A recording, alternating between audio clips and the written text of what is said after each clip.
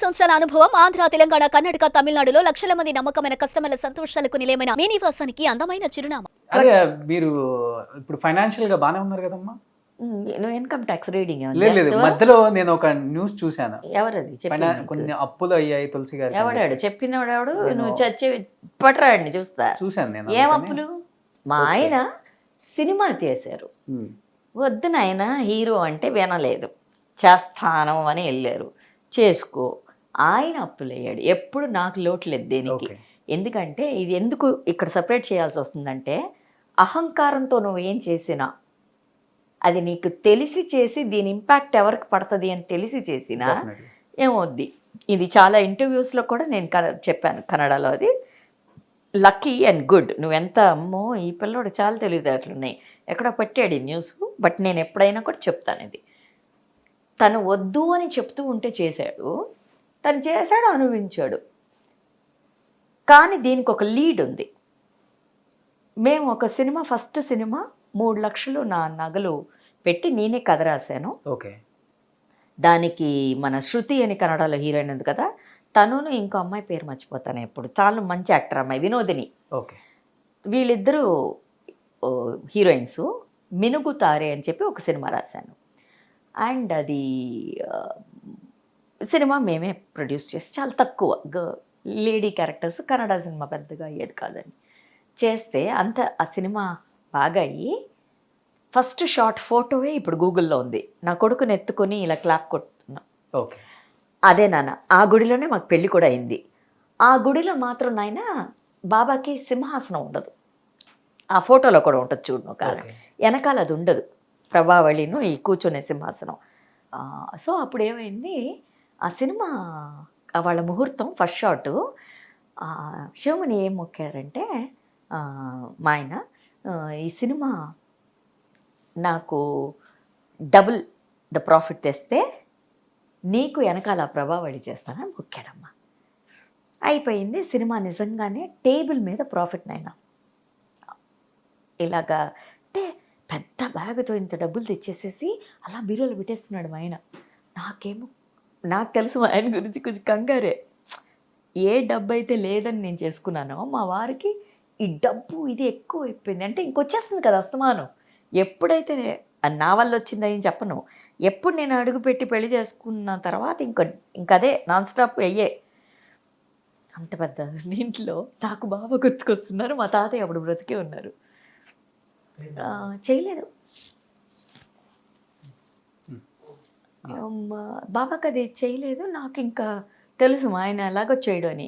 Daily గుర్తు చేస్తున్నాను నేను. సరే ఓకే అని చెప్పి ఏం చేశారు మా ఆయన, ఆ డబ్బులతో 13 crores ప్రాఫిట్ నాన్న, 13 crores ఒక ప్రాపర్టీ కొన్నారు. ఈ 13 కాదు, 1.5 ఏదో చేశారు, చిన్న చిన్న అప్పులు చేసినట్టు అదేదో క్లియర్ చేసేసి 12 crores ఏదో కొన్నారమ్మా. ఇంకా 1 crore ఇవ్వాలి ఆ ఇంటికి, అది ఇవ్వలేకపోయారు. ఓకే. ఇవన్నీ ఫైన్ పడిపోయింది ఇక్కడ.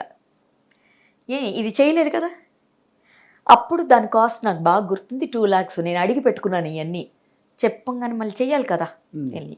ఇది అయిపోయింది. ఇది అయిన తర్వాత సరే ఇంకా ఈ చేయలేదు. ఈ ఇల్లు కొని రిజిస్టరు, ఇల్లు వాస్తు రాంగ్ అట, వెస్ట్ ఫేసింగ్ అసలు పడదు.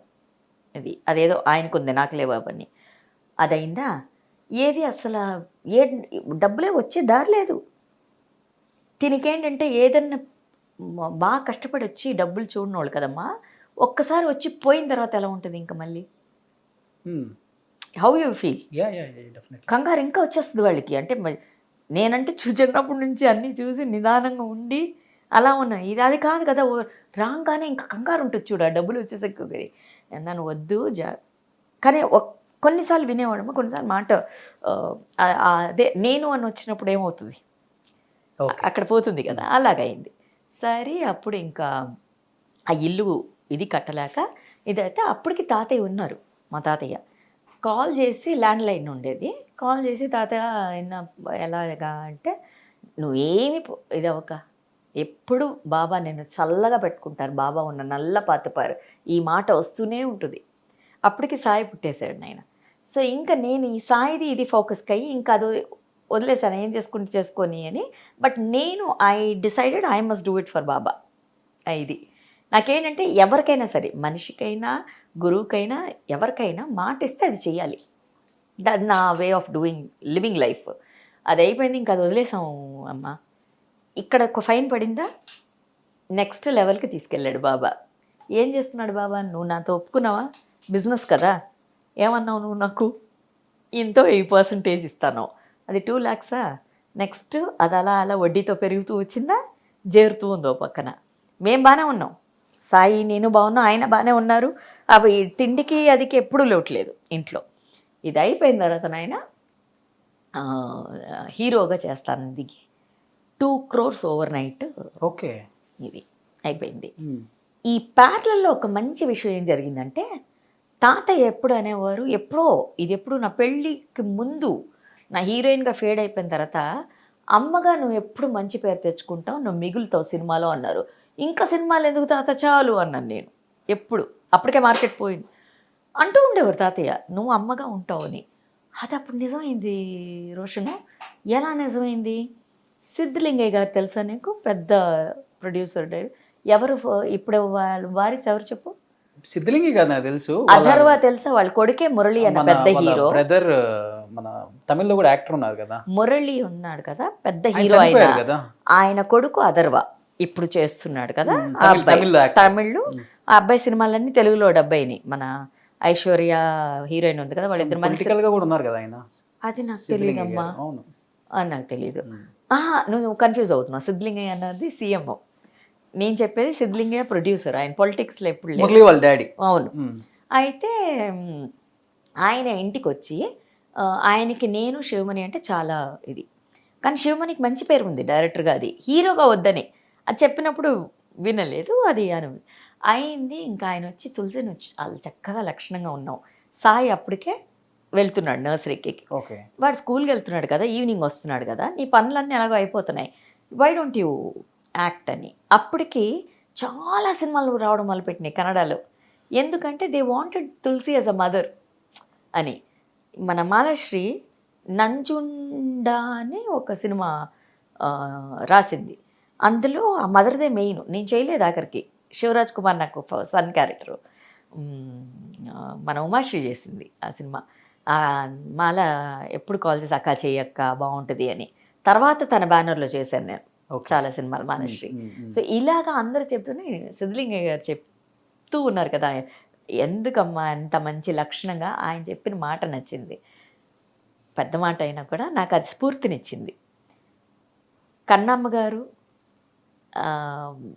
ఇలాగా తల్లి, పండ్రిబాయి గారు ఇలాంటి ఒక మంచి తల్లి అవుతావు నువ్వు, ఇది లక్షణంగా ఉంటావు చూడ్డానికి అన్నారు. అంతే రోషన్. అది ఎక్కడో అలా అలా అని కన్నడ వాళ్ళు ఇంకొదల్లా.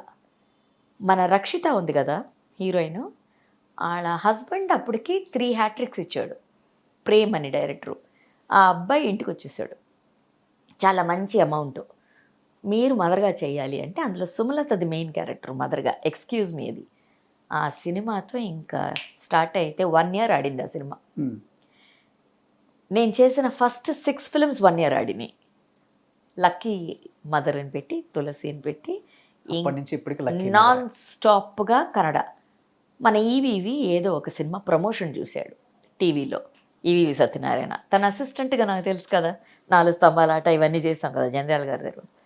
కాల్ చేసి, తులసి నా కొడుకులు ఇద్దరు హీరోగా చేస్తున్నారు తెలుగులో, నువ్వు సుమను ఫాదర్ మదర్ అనుకున్నా, నువ్వు చెయ్యాలంటే.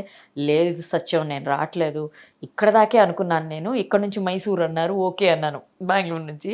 ఇంకా మీకు తెలియదే ఉంది, అటు నుంచి అటు అటు నుంచి అటు. లేదు నువ్వు రా, హాలిడేస్లో రా, అప్పటికి బాబు కొంచెం ఇంకా ఎదిగాడు కాబట్టి హాలిడేస్లో రా, మన ఇంట్లోనే షూటింగ్ అక్కడ అని చెప్పి కారంచేళ్ళు ఇలాగా తెలుగుకి రావడం జరిగిందమ్మా. ఈ ప్రాసెస్లో ఏమైంది, మా ఆయనకి మళ్ళీ ఈ డైరెక్షన్కి వెళుతూ ఉన్నాడు శివమణి, రియలైజ్ అయ్యాడు, అవును తులసి నేను చెప్పింది కరెక్ట్, నేను బాబానే మోసం చేశాను అని. చాలా లేట్ అయిపోయింది అది రియలైజ్ అవ్వడం. సో పోగొట్టుకుంది నేను కాదు, అదే ఆయన పోగొట్టుకున్నా ఆయనది. అలా రాదు రోషన్, ఎప్పుడు చెప్తానుండు, భార్యాభర్తలు ఒక్కటే అంటాం, అవన్నీ ఒకటే. బయట లోకం కోసం నువ్వు చెప్పొచ్చు ఇది నీది కాదు అది నాది కాదని, మొక్కు నీదే కదా. కదా. ఇప్పుడు ఆ అప్పులన్నీ మీరే కట్టారు కదమ్మా? అప్పే లేదు నా వచ్చింది వచ్చినట్టు పోయింది ఇంకా. వచ్చినట్టు పోయింది అంటే తనది ఏది ఉన్నా తను అప్పుడు ఇంకా డైరెక్షన్ రావడం ఇవన్నీ ఎక్కడ మాత్రం నాకు ఏది ఎఫెక్ట్ అవ్వకుండా అప్పుడు కాపాడింది మాత్రం నేను చేసుకున్న నా కర్మ మాత్రమే. ఓకే.